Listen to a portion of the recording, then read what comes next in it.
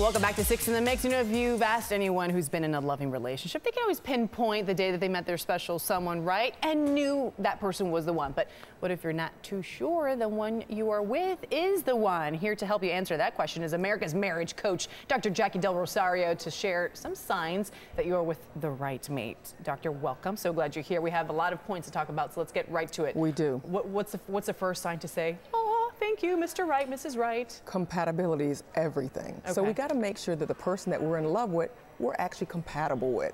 That makes a suitable mate. You can fall in love with almost anyone. That doesn't mean that they're going to be good for you or that it's going to work well.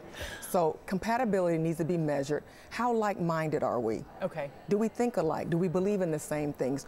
Do we value the same things? So your core self needs to be very, very similar. Let me ask you this though, doctor. What about the yin and the yang, balancing each other out? Because like-minded, I think in my novice mind, you know, values, morals, beliefs, I think are very important. Absolutely. You know, depending on the couple. But what about the yin and the yang? You're this way, I'm this way. We kind of balance each other out. What's your opinion on that? Well, the thing about balancing each other out is temperament. Temperament is different than your core self. That's like that affect. So I might be type A, you might be type B. So we balance each other. I want to go fast, you want to go slow, we balance. But your core issues need to be the same. Need to be the same. Yes. When you say committed to do the work, what do you mean by that? What type of work we're talking about? Taking out the garbage or all of the above. Okay. Because love is good, but love doesn't make it work. You really need to be committed to doing the work. That other four-letter word, W-O to the R-K. Okay. It's not a bad word, it's a good word. And I can't be in a relationship that's going to go the distance unless you're equally committed as I am equally committed. And have that conversation, by the way. I mean, you want to make sure that you are each on the same page about what type of work you're talking about, right? Right. I learned that very early on in my marriage. If my husband would leave the shoes there, like, I'm not going to play that game and be like, let me see how long he takes to pick up those shoes.